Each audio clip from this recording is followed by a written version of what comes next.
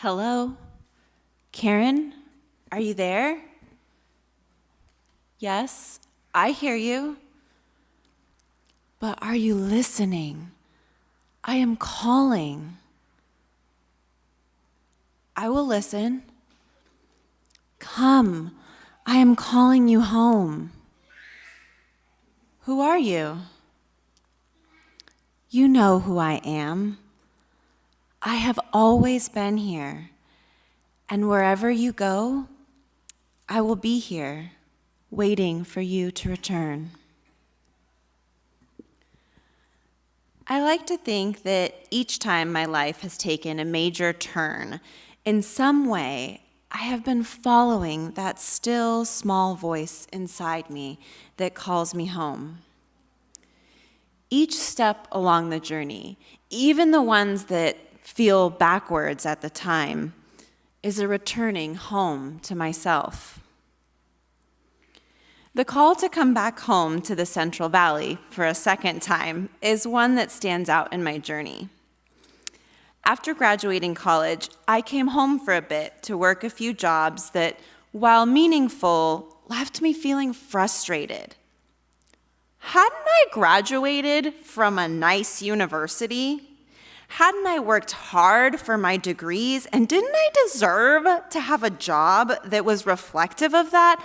Not to mention allowed me to pay back my student loans. So when the chance to leave my small foothill town came up again, I was ready to return to Santa Barbara. I quickly found that nice 9-to-5 job I deserved and settled into a new routine. After the end of a significant relationship there, I stayed. There wasn't much to keep me there beyond the job. Some good friends and a dance studio I loved, sure. Perhaps it was the party atmosphere that I had come to define as fun, but nothing really tied me to that place, nothing real. It wasn't until I took a short trip home to visit my family and former dance buddies in Coarse Gold that the call came. A small whisper came to me as I laughed over dinner with my family. It tugged longingly as I gazed out over the foothills I had played in as a preteen. It shouted at me as I played with my little brother.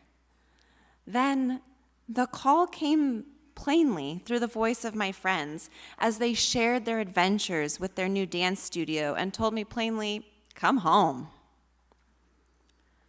I would always have my room at my childhood home, and my friends were offering me a new job. Not a steady job, but something fun and fulfilling, a return to my heart center. But how could I leave that cushy office with its benefits and reliable paycheck for something so unknown? It is within these moments of uncertainty that the true and most important call can only come from that one place. It is when we pause to truly listen to the voice within the center of our heart that the path is made clear. For that is the voice that tells us, yes, this is the way. Don't be afraid to let go of what feels safe. You know you can do it. Do what feels right, and the rest will follow. Time and time again, that voice has never failed me. When I need it most, it's always there, waiting. Again and again, it tells me it's okay when I'm not sure. It gives me that little extra assurance I need when the road is unclear. It allows me to believe in myself and allows me to trust in the process of life. When I followed that voice back home that summer, it led me back to myself in so many ways. I reconnected with my family, becoming closer to my parents than ever before. I reconnected with my love for dance, theater, and teaching. I finally got my substitute credential and began working in so many beautiful classrooms. This quickly opened the door for my first long-term sub position and eventually my first permanent teaching job. I had a career, and I even met a really nice guy. That still small voice called again to tell me he was indeed the one. And before long, we were married, and shortly after, I gave birth to our son, Tony. We found an amazing church to call home and developed some of the strongest friendships we'd ever had in our whole lives. Tony turns 3 this month, and as I look upon my life these days, I'm so grateful that I followed that voice home. That return led me to all the most precious elements of my life that I hold dear today. Everything falls into place. A friend shared those words with me once after the calling had changed my path a previous time. These words have come back to me many times since. As I look back on my life so far, they ring true for the falling pieces of many chapters. In the moment of conflict, it can be hard to see the path forward. We may only have that inner calling, that reassuring self-trust that calls us onward to that which brings us closer to our truth. May that calling be enough to remind us that we are enough, that we have within us all that we need to carry forward, to take the plunge, to come home to ourselves.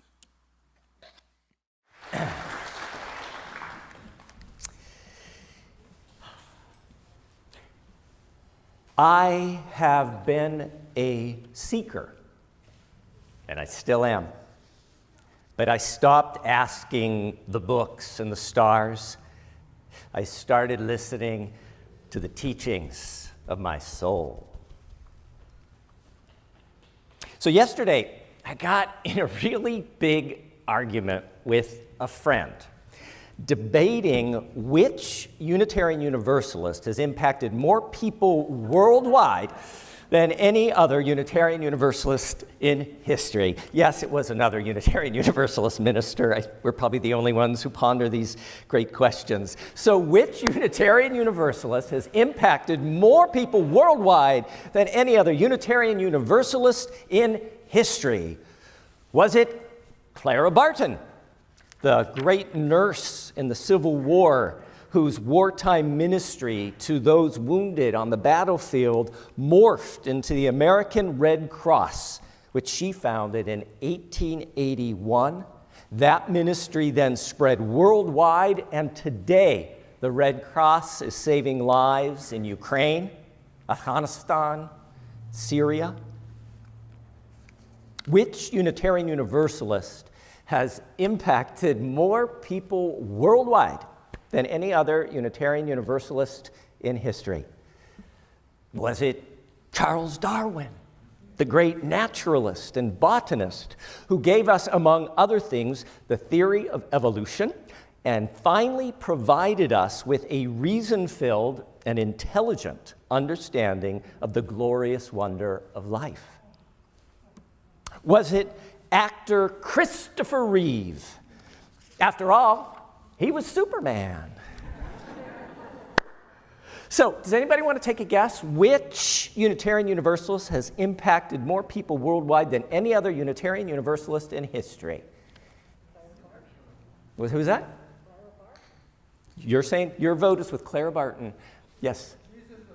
Jesus of Nazareth. I don't know if he would call himself a Unitarian Universalist, although he taught Unitarian Universalist values. Now, if this was a TV game show, this is the moment that I would get a lifeline and could make a call and ask to see if there's somebody who had the answer to this question. So let's see. Can you pick that up? Hello. Hello, is this Karen? Oh, yes, this is Karen. Hey, Karen. First, I just wanted to say your reflection this morning was like amazing. It was wonderful. Aw, Congratulations. Thank you so much. Yeah, Thank so you. I'm having a trouble time here. We are wrestling with the question, which Unitarian Universalist has impacted more people worldwide than any other Unitarian Universalist in history? We are stymied, but we know that Karen has the answers to all of life's questions. So which Unitarian Universalist was it? I gotta say, Alexander Graham Bell. Whoa, give it up for Alexander Graham Bell.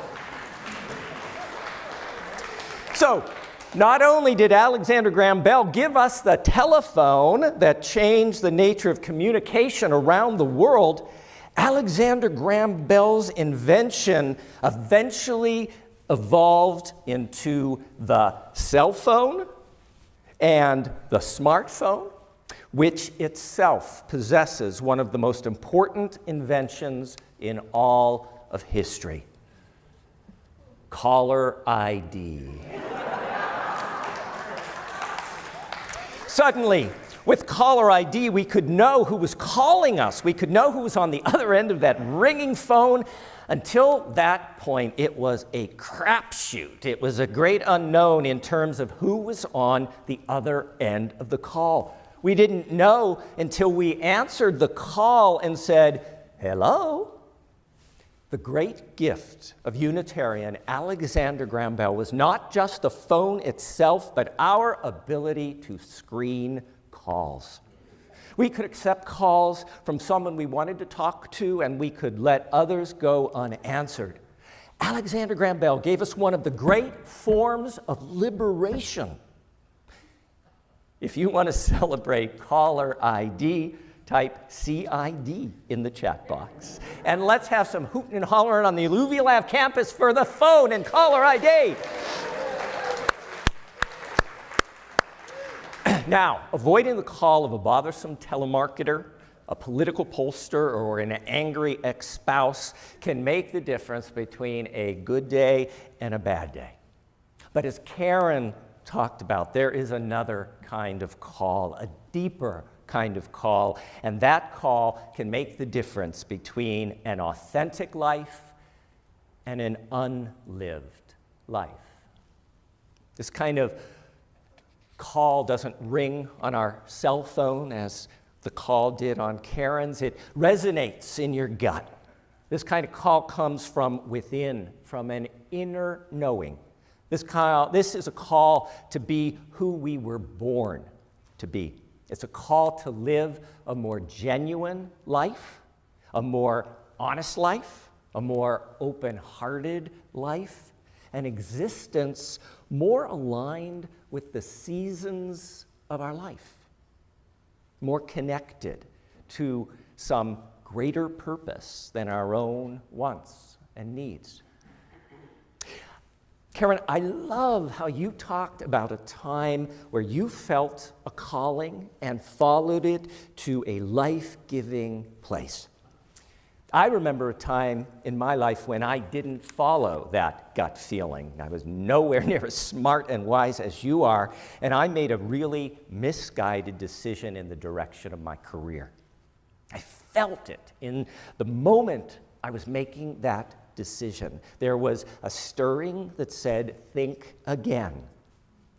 I didn't. Rather than having the courage to admit my mistake, I kept moving in the direction of that initial decision. The universe kept calling to me, "Hey, Tim, you're heading somewhere you don't want to be going. There's someplace else you need to be. There's somebody else you're meant to be." And I ignored it.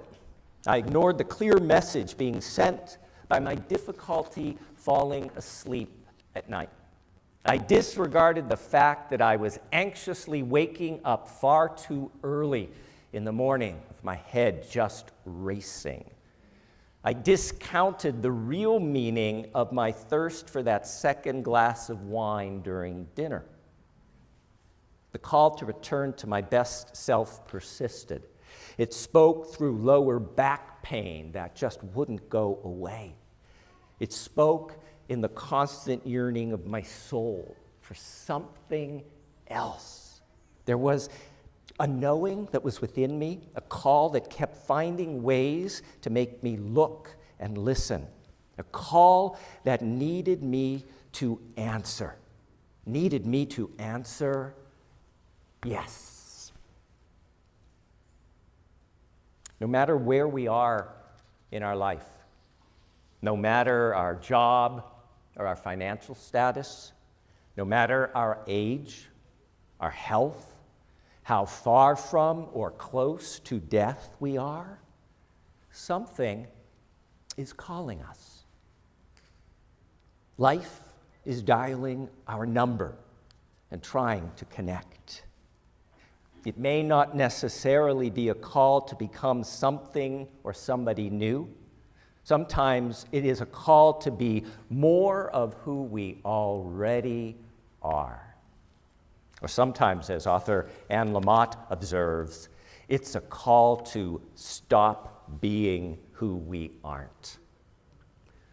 A call to stop being who we aren't.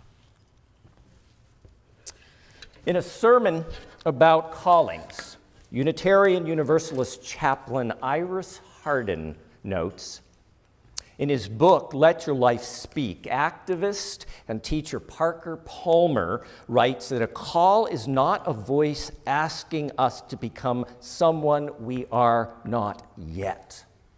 Palmer sees a call not as a goal to be achieved, but as a gift to be received. A gift to be received. Discovering calling, he writes, does not mean scrambling towards some prize just beyond my reach, but accepting the treasure of true self that I already possess. It comes from a voice in here calling me to be the person I was born to be, to fulfill the original selfhood given me at birth by the universe. I like that, original selfhood instead of original sin. Calls can invite us to stop our incessant tendency towards people-pleasing. Anybody? Was that Hannah? Just yes. Okay. It was just the wrong time to stretch, Hannah, I'm telling you. Calls can beckon us to a new hobby, a new passion waiting to be discovered. That ukulele lesson, Betty, that I know you always wanted to try. Or finally getting back on the bike, which I actually did this week outside. Learning to make a chocolate souffle. Someone here might have a calling for that. Spending more quality time with our grandchildren. We can feel called into a deeper relationship with stillness and silence, a deeper connection to God or mystery, or more time spent in nature. Some of us may be called to accept assistance and love from others when we are ill or aging. Some of us may be called to stop driving when our eyesight makes it unsafe. Others of us are called to discover how to live more fully even when our body is dying. A call can also come through the desire to belong, to become part of a spiritual community. And some who are feeling that right now will become church members next week at New Member Sunday. Sometimes a call can come to an entire church community, allowing us to feel a restlessness that makes us realize we want to live more fully into our vision of being a more multicultural, multiracial, multi-generational community.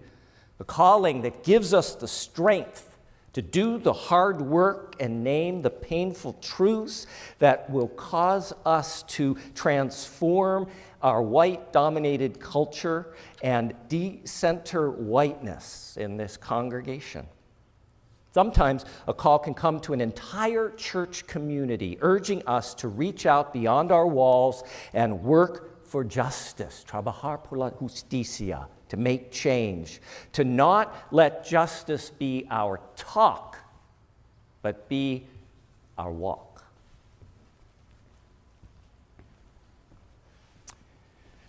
In his book, Callings, Finding and Following an Authentic Life, author Greg Lavoie writes, "The purpose of a call is to summon us to a new level of awareness, into communion with that which is bigger than ourselves, an awakening of some kind." Could you say all of that with me now, please? The purpose of a call is to summon us to a new level of awareness, into communion with that which is bigger than ourselves, an awakening of some kind. Have you ever in your life experienced such a call?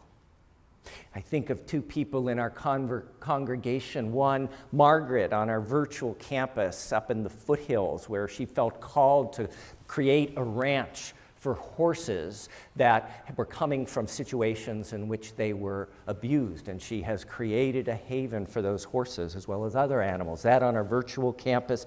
On our Alluvial campus, I think of Amanda, who felt called to help lead a team in sponsoring the Al-Shinge family, a family that had escaped from Afghanistan. And that call meant spending a lot of time organizing and planning and a lot of giving of herself, but she felt that call and responded to it.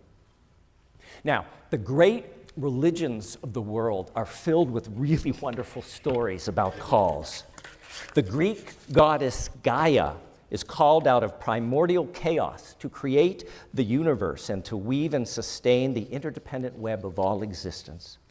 The Buddha is called to leave his princely palace and live without adornment so he can teach a path to inner peace.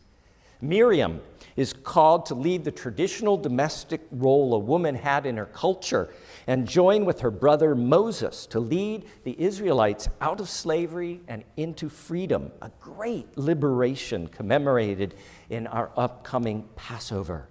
Ashun, the African Yoruban goddess who created human beings, must leave the heavens and walk on earth. Muhammad is called out of his successful business world to a mountain cave to receive the Quran from the angel Gabriel, an epic event commemorated during this month of Ramadan in Islam.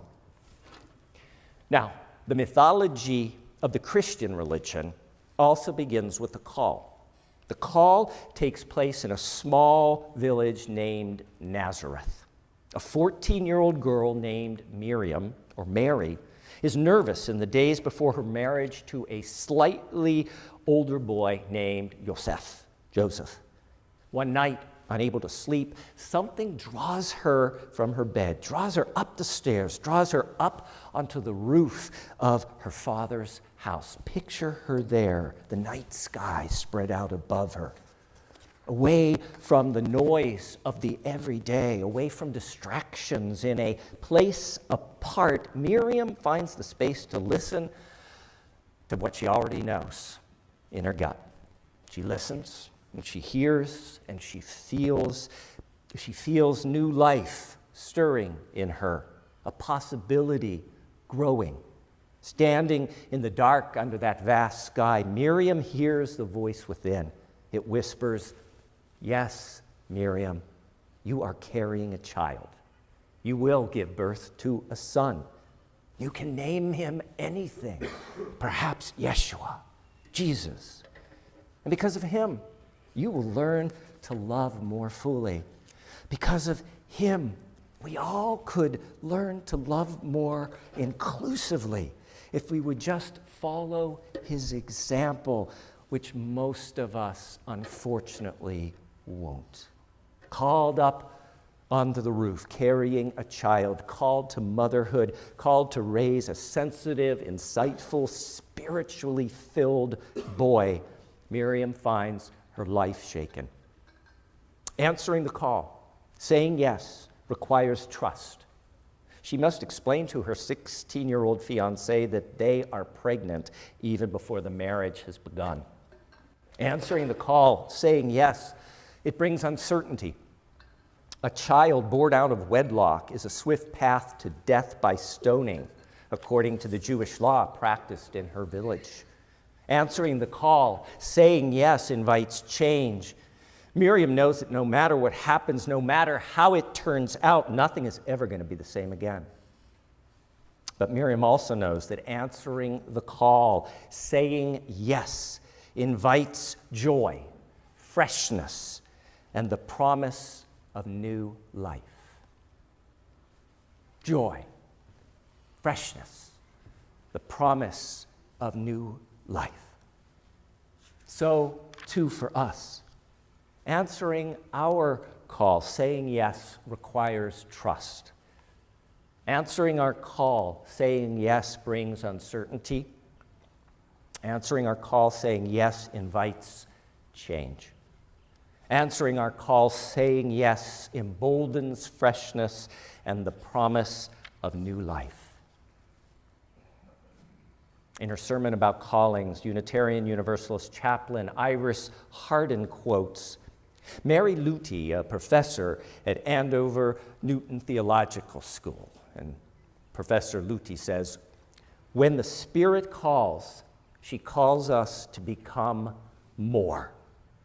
Her call gathers up the joy implanted in us at our creation and places it at the service of something that increases that original joy in us." I love it.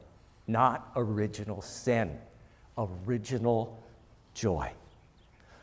Some aspects of our calling will be hard, very hard, but hardship is not the defining characteristic of a call. Who you are in all your singular particularity contains most of the clues about what you are meant to do in this one precious life you've been given. Chaplain Iris Harden continues. The power to live and live well is related to the connection to our heart's passion. It's related to our connection to our heart's passion. This is true no matter where you are in life. It may be your heart's passion, it's reconciling with a loved one, or learning to care for your own ailing body with the same love and compassion that you have always shown in your care for others, or engaging more fully with a faith community that compels you to act in the world. Wherever you are in life, saying yes to your deepest desires is what keeps you alive. Saying yes to your deepest desires is what keeps us alive. In conclusion, Howard Thurman, the great Black 20th century theologian and civil rights leader, famously said, "Don't ask yourself what the world needs. Ask yourself what makes you come alive, and then go do that. Because what the world needs is people who have come alive." Que así sea, bendito sea. Blessed be, amen.